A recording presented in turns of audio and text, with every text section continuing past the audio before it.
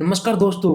किसी के लिए जो इकोनॉमी होती है वो एक इम्पोर्टेंट फैक्टर होती है किसी की लाइफ डिसाइड करने के लिए। या कोई भी राष्ट्र है उस वो राष्ट्र कितना ज़्यादा शक्तिशाली होगा उसमें इकोनॉमिकल जो पॉइंट ऑफ व्यू है वो सबसे ज़्यादा इम्पोर्टेंट होता है। क्योंकि अगर आप इंडिविजुअल लेवल पर भी देखेंगे, अगर कोई पावरफुल है इकोनॉमिकली या फिर इंडिविजुअल लेवल पर उसके पास काफ़ी ज़्यादा वेल्थ है, तो आप देख सकते हैं कि वो व्यक्ति काफ़ी ज़्यादा पावरफुल होगा सोसाइटी में। वो सोसाइटी में ज़्यादा डोमिनेंट होगा। उसका दबदबा हर एक फैक्टर, हर एक सेक्टर में देखा जा सकता है। इवन उसके जो फैमिली मेंबर है, जो सोसाइटी है, वो उसकी काफ़ी ज़्यादा रिस्पेक्ट करेंगे। अगर आप यही बात नेशन लेवल पर, एक राष्ट्र लेवल पर देखेंगे, तो इसके इम्पैक्ट वहाँ पर भी देखेंगे। कोई भी देश पावरफुल है या नहीं है, वो उनकी इकोनॉमी से ही डिसाइड किया जाता है। और भी फैक्टर्स होते हैं, लेकिन सबसे इम्पोर्टेंट इकोनॉमिकल सेक्टर होता है। क्योंकि अगर कोई देश की जो मिलिट्री स्ट्रॉन्ग नहीं है, लेकिन उनकी जो इकोनॉमी है वो बहुत स्ट्रॉन्ग है, तो वो अपने देश को और भी ज़्यादा स्ट्रॉन्ग बना सकते हैं। क्योंकि उनकी जो इकोनॉमी है वो इकोनॉमी काफ़ी ज़्यादा स्ट्रॉन्ग है। वो दूसरे देशों से डिफेंस इक्विपमेंट को इंपोर्ट करा सकते हैं या फिर दूसरे देश की आर्मी को भी रेंट पर ले सकते हैं। अगर आप चाइना का ही एग्जाम्पल लेंगे, तो चाइना सेकंड लार्जेस्ट इकोनॉमी है और थर्ड लार्जेस्ट पावरफुल कंट्री है पूरे वर्ल्ड में। वो थर्ड लार्जेस्ट पावरफुल कंट्री है। इसका रीजन क्यों है? क्योंकि ये सेकंड लार्जेस्ट पावरफुल है। अब आपका एक क्वेश्चन आएगा कि चाइना अगर सेकंड लार्जेस्ट इकोनॉमिकल कंट्री है, तो ये थर्ड लार्जेस्ट पावरफुल क्यों है? ये सेकंड लार्जेस्ट पावरफुल कंट्री क्यों नहीं है? क्योंकि सेकंड नंबर पर रशिया आता है। इसके जो आपको ट्रेसेस हैं वो हिस्ट्री में देखने को मिलेंगे। लगभग 1944 से लेकर 1991 तक कोल्ड वॉर चला और इस कोल्ड वॉर में यूएस के एलाइज और यूएसएसआर के एलाइज दोनों की ही वॉर चली। और इस टाइम में यूएसएसआर, जो कि आज के टाइम का रशिया है, और यूएसए ने बहुत ज़्यादा न्यूक्लियर वेपन्स बनाए। और इन न्यूक्लियर वेपन्स बनाने की वजह से हुआ क्या कि इन्होंने ज़रूरत से ज़्यादा इन न्यूक्लियर वेपन्स को बना लिया। और आज के टाइम में अगर कोई देश मिलिट्री पावरफुल है, तो उसका एक इम्पोर्टेंट फैक्टर न्यूक्लियर वेपन्स भी होते हैं। क्योंकि ये न्यूक्लियर वेपन्स बहुत ही ज़्यादा खतरनाक होते हैं, बहुत ही ज़्यादा डिस्ट्रक्शन ये फैलाते हैं। फॉर एग्जाम्पल, यूएसए ने जापान के हिरोशिमा और नागासाकी सिटी पर न्यूक्लियर वेपन्स को एक्सप्लोड किया था, जिसके जो इम्पैक्ट्स है वो इम्पैक्ट्स हमें आज भी देखने को मिल सकते हैं। वहाँ के लोगों के जो जेनेटिक्स हैं, उन जेनेटिक्स में इस तरीके के चेंजेस आए हैं कि वहाँ के लोगों की किसी की टांग नहीं होती, किसी की आंख नहीं होती, एक आंख नहीं होती, या एक आंख में कुछ बीमारी है, ये दोनों आंखों में बीमारी है, मेंटली भी बीमार है। तो इस फैक्टर की वजह से Russia second largest powerful country है। इवन एक रिपोर्ट में कहा गया कि रशिया के पास इतनी ज्यादा न्यूक्लियर वेपन्स है, लगभग 6,500 के पास उनके पास न्यूक्लियर वेपन्स है। और इन 6,500 न्यूक्लियर वेपन से न केवल यूएसए को, इवन पूरी मानवता को खत्म किया जा सकता है। जो यूएसए के पास न्यूक्लियर वेपन्स है, अगर आप उनको हटा दें और सिर्फ रशिया को न्यूक्लियर वेपन्स को ही काउंट करें, तो पूरे वर्ल्ड के पास इतने न्यूक्लियर वेपन्स नहीं है जितने रशिया के पास है। रशिया सेकंड लार्जेस्ट इकोनॉमी तो नहीं है, लेकिन ये सेकंड लार्जेस्ट पावरफुल है। और यही रीजन है कि वेस्टर्न कंट्रीज रशिया से इतनी ज्यादा डरती हैं, क्योंकि रशिया मिलिट्री काफी ज्यादा पावरफुल है। और यहाँ भी मैं टेक्नोलॉजिकल लेवल पर डिफेंस इक्विपमेंट की बात कर रहा हूँ।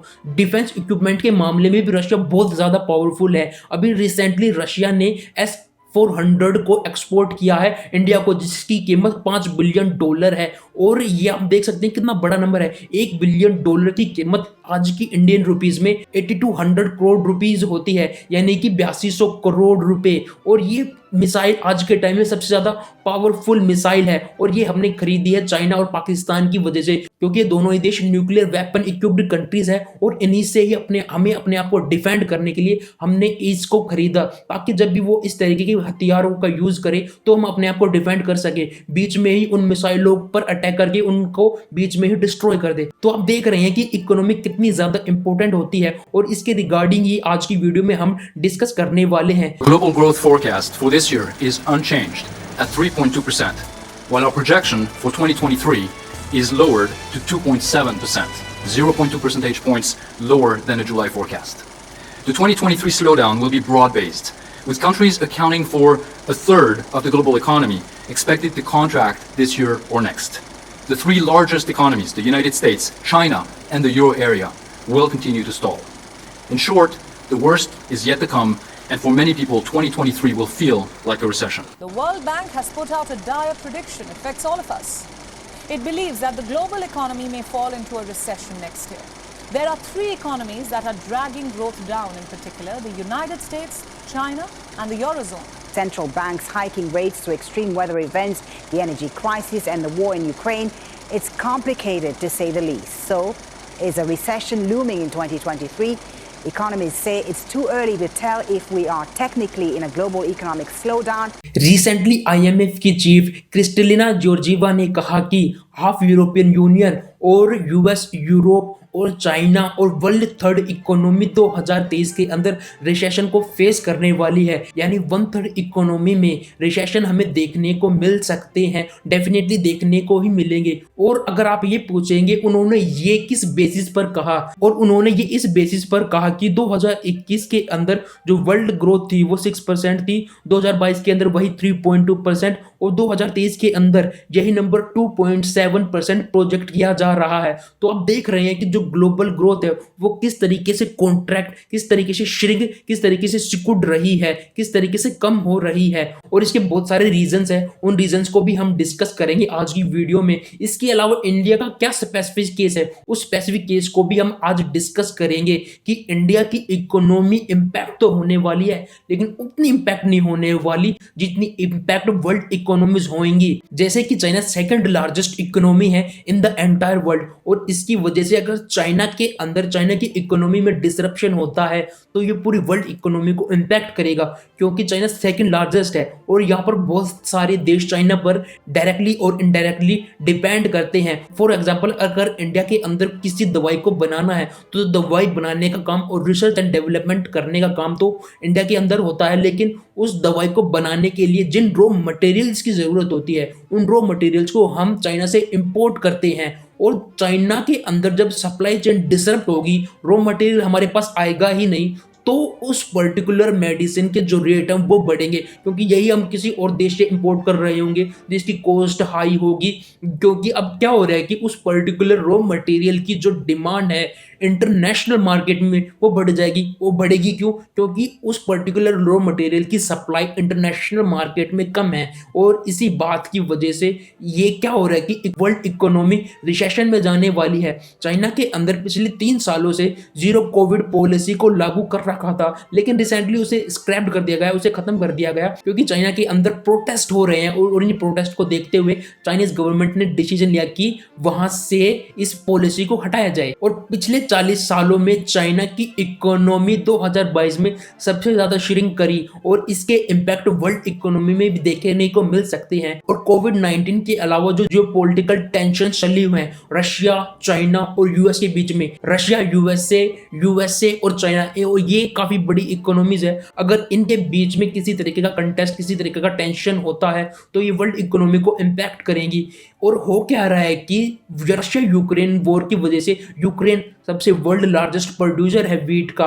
अब वीट तो एक्सपोर्ट हो ही नहीं पा रहा इंटरनेशनल मार्केट में, अगर वीट एक्सपोर्ट नहीं हो पा रहा तो इससे होगा क्या कि वर्ल्ड मार्केट में, इंटरनेशनल मार्केट में वीट की सप्लाई कम होगी। वीट की सप्लाई कम होगी तो डिमांड ज़्यादा बढ़ेगी, डिमांड ज़्यादा बढ़ेगी तो उसके प्राइस ज़्यादा बढ़ेंगे, और इससे ओवरऑल फूड सेक्टर की जो प्राइजेस हैं वे प्राइजेस बढ़ जाएंगे, क्योंकि वीट एक इंपॉर्टेंट इंग्रेडिएंट होता है ह्यूमन लाइफ को सर्वाइव करने के लिए। और इसके अलावा रशिया सेकंड लार्जेस्ट प्रोड्यूसर है ऑयल का, और वेस्टर्न कंट्रीज के द्वारा और यूरोपियन कंट्रीज के द्वारा सैंक्शंस लगाए गए हैं रशिया पर, और अब तो प्राइस कैप भी लगा दिया है रशिया पर, जिसकी वजह से क्या हो रहा है कि ऑयल की जो सप्लाई है इंटरनेशनल मार्केट में वो सप्लाई कम हो चुकी है, और इस सप्लाई कम होने की वजह से हो क्या रहा है कि ऑयल के प्राइसेस बढ़ रहे हैं। ऑयल के प्राइसेस जो बढ़ते हैं तो वे हर एक सेक्टर को इम्पैक्ट करते हैं, क्योंकि ऑयल की वजह से क्या होता है किसी भी सेक्टर की जो ट्रांसपोर्टेशन कॉस्ट है वो ट्रांसपोर्टेशन कॉस्ट बढ़ती है या घटती है।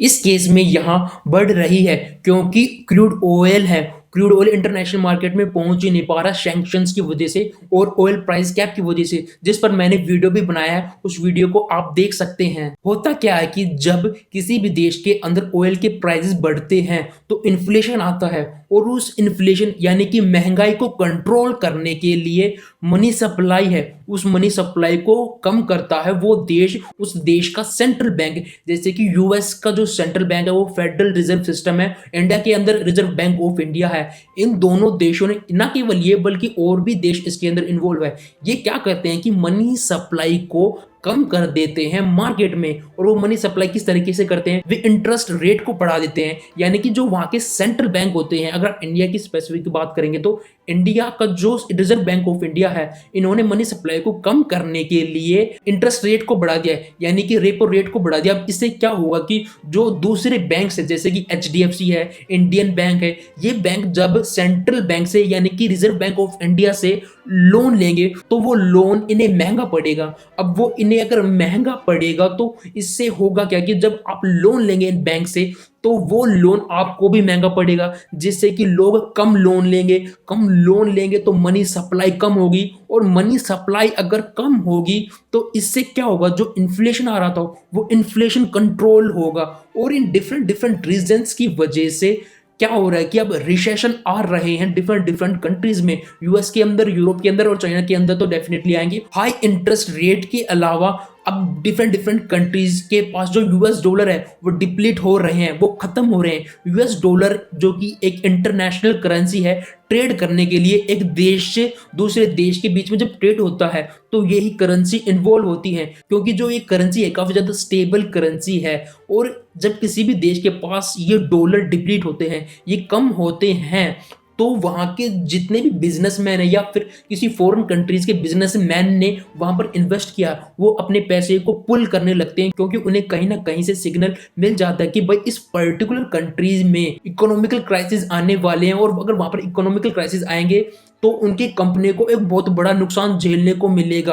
और इसी बात को अवॉइड करने के लिए जितना भी पैसा उन्होंने वहां पर इन्वेस्ट किया था, उस पैसे को वो वहां पर से निकाल लेते हैं, और इसकी वजह से उस देश के पास जो डॉलर की कमी थी वो और भी कम हो जाती है। पहले तो वहां पर ऑलरेडी इकोनॉमिकल क्राइसिस आए हुए थे, अब और भी आ जाते हैं। तो इससे क्या होता है कि एक बात दूसरे बात को ट्रिगर करती है, दूसरी तीसरी को, और इस तरीके से वो इकोनॉमिकल क्राइसिस, वो डेब्ट क्राइसिस में फंस जाता है। उस पर्टिकुलर कंट्रीज के पास अपने देश के लोगों के लिए फूड को इंपोर्ट करना, मेडिसिन को इंपोर्ट करना, फ्यूल को इंपोर्ट करना काफ़ी ज़्यादा मुश्किल हो जाता है। और इसी बात का एग्जांपल आप श्रीलंका से ले सकते हैं कि श्रीलंका में एक इकोनॉमिक क्राइसिस आया, उसने दूसरे को ट्रिगर किया, फिर उसने तीसरे को किया, और इसी वजह से श्रीलंका पूरी तरीके से इकोनॉमिक डेब्ट में फंस गया। और यही एग्जांपल आप पाकिस्तान का भी ले सकते हैं। पाकिस्तान के पास लगभग $6 बिलियन बचे हैं इंपोर्ट्स करने के लिए, फ्यूल को, मेडिसिन को और फूड को इंपोर्ट करने के लिए, और उनकी हालत इतनी ज़्यादा खराब है, वो आप इस बात से भी अंदाज़ा लगा सकते हैं कि इंडिया ने $5 बिलियन की S-400 मिसाइल को खरीदा था रशिया से, सिर्फ $5 बिलियन की, और इतने तो उनके पास रिजर्व्स बचे हैं, फॉरेक्स रिजर्व बचे हैं पाकिस्तान के पास अपने इंपोर्ट्स का खर्चा पूरा करने के लिए। तो पाकिस्तान की हालत काफी ज्यादा खराब है। पाकिस्तान के अंदर श्रीलंका वाला केस शायद देखा जा सकता है, लेकिन मैं डेफिनेटली ये चाहूंगा कि पाकिस्तान के अंदर श्रीलंका जैसे क्राइसिस ना आए, क्योंकि पाकिस्तान एक न्यूक्लियर इक्विप्ड कंट्रीज है, एक न्यूक्लियर वेपन कंट्रीज है। क्योंकि अगर वहां पर पॉलिटिकल इंस्टेबिलिटी आती है तो शायद ऐसा हो सकता है कि वे न्यूक्लियर वेपन्स गलत हाथों में चले जाए और उनका कोई गलत यूज कर ले, जिससे इंडिया भी डेफिनेटली इंपैक्ट होगा। अब हम बात करेंगे इंडिया का केस किस तरीके से यूनिक है, इंडिया के अंदर जो वर्ल्ड इकोनॉमी में रिसेशन आने वाला है उसके इंपैक्ट कैसे कम होंगे। सबसे पहले IMF ने अपनी वर्ल्ड इकोनॉमिक आउटलुक की रिपोर्ट में ये कहा है कि इंडिया की जो ग्रोथ है 2022 के अंदर वो 6.8% थी, और यही प्रोजेक्ट किया जा रहा है 2023 के अंदर कि जो हमारी इकोनॉमिकल ग्रोथ है वो 6.1% है। और अगर आप इसे कंपेयर करेंगे वर्ल्ड इकोनॉमिक ग्रोथ से जो कि 2.7% है, इंडिया की जो वर्ल्ड इकोनॉमिक ग्रोथ है वो काफ़ी ज़्यादा है वर्ल्ड इकोनॉमिक ग्रोथ से, और इस नंबर से हम वर्ल्ड की फास्टेस्ट ग्रोइंग इकोनॉमी बन जाते हैं पूरे वर्ल्ड में। और ये ऐसा नहीं है कि मैं अपने व्यूज आप पर थोप रहा हूँ, ये सारी की सारी बात IMF की चीफ ने कहा है और उन्होंने इसके रीजन ये बताए कि इंडिया के अंदर जो डिफरेंट प्रोग्राम्स है, जैसे कि डायरेक्ट कैश ट्रांसफर प्रोग्राम और जो वुमेन को स्पेसिफिक टारगेट करते हैं, जैसे कि बेटी बचाओ बेटी पढ़ाओ, उज्ज्वला, प्रधानमंत्री मातृ वंदना योजना जो कि स्पेसिफिक प्रेग्नेंट वुमेन के लिए है, उनका खर्चा पूरा करने के लिए, उनका न्यूट्रिशन का खर्चा पूरा करने के लिए। और इंडिया की अगर टेक्नोलॉजिकल इनोवेशन के पॉइंट ऑफ व्यू से बात करें तो इंडिया के अंदर जो यूनिक आइडेंटिफिकेशन सिस्टम है और आधार सिस्टम है, जिसके through government direct benefit transfer करती है फार्मर्स के अकाउंट में, वुमेन्स के अकाउंट में, या फिर जो एल्डरली लोग हैं, जो एल्डरली मेल्स है फीमेल्स है, लगभग 60-65 की जब एज को वो क्रॉस कर देते हैं तो सरकार उनके अकाउंट में 2000-3000 रुपए भेजती है, जिससे क्या होता है कि वो अपने खर्चे को पूरा करते हैं। इन सभी फैक्टर्स की वजह से इंडिया की ग्रोथ 6.1% है। और भी डिफरेंट फैक्टर्स है, लेकिन ये one of the most important factors हैं। इवन मॉर्गन स्टैनली की एक रिपोर्ट में ये कहा कि जो इंडिया की इकोनॉमी है 2031 तक वो $7.5 ट्रिलियन हो जाएगी, जो कि आज के नंबर का डबल है। आज के टाइम में इंडिया की इकोनॉमी लगभग $3.4 ट्रिलियन है और इसका डबल हो जाएगा 2031 में। जो बड़े बड़े एक्सपर्ट्स हैं और इकोनॉमिस्ट्स हैं वो कहते हैं कि इंडिया के अंदर डेफिनेटली ही इसके इम्पैक्ट देखने को मिलेंगे कि वर्ल्ड के अंदर रिसेशन आ रहा है और उस रिसेशन की वजह से इंडिया के अंदर रिसेशन तो नहीं आएंगे, लेकिन एक स्लो डाउन जरूर देखने को मिल सकता है। तो इसके क्या सॉल्यूशन हो सकते हैं? सबसे पहले तो इंटरनेशनल मॉनेटरी फंड, इसको ही स्टेप्स लेने होंगे वर्ल्ड इकोनॉमी को स्टेबल करने के लिए। जिस भी देश को जो भी एडवाइस बेस्ट हो सकती है उस एडवाइस को सजेस्ट करना है, क्योंकि यही तो काम IMF का होता है कि वर्ल्ड इकोनॉमी को स्टेबलाइज करना और उन्हें लोन भी देना अगर लोन देने की जरूरत पड़ रही है। इसके अलावा रशिया और यूक्रेन जो वॉर चल रहा है इसको रोकने के लिए भी सबको स्टेप्स लेने चाहिए, क्योंकि ये डायरेक्टली और इनडायरेक्टली इंपैक्ट कर रहे हैं हर एक सेक्टर्स को। इसके अलावा बिजनेस वर्ल्ड की एक रिपोर्ट में ये कहा गया कि लोगों को अपना कंजम्पशन है उस कंजम्पशन को बढ़ाना होगा, क्योंकि इससे क्या होगा कि लोगों की जेबों में जो पैसा हो वो पैसा ज्यादा खर्च होगा, कैपिटल ज्यादा फ्लो होगा, और जब कैपिटल ज्यादा फ्लो होगा तो गवर्नमेंट के पास ज्यादा पैसा आएगा। और इस तरीके से गवर्नमेंट क्या कर सकती है, जब गवर्नमेंट के पास पैसा होगा तो वो इस रिसेशन को बहुत हद तक कंट्रोल कर सकती है। बस दोस्तों आज की वीडियो में इतना ही। आपका क्या पर्सपेक्टिव है इसके रिगार्डिंग कि 2023 के अंदर जो रिसेशन आने वाला है उसके क्या इंपैक्ट हो सकते हैं और वर्ल्ड रिसेशन आने के और भी क्या रीजन है, या फिर आपका कोई भी अगर डाउट है तो मुझे कमेंट सेक्शन में जरूर बताएं, मैं उसको डेफिनेटली क्लियर करूंगा। तो दोस्तों मिलते हैं अगली वीडियो में, तब तक के लिए टाटा, गुड बाय एंड जय हिंद।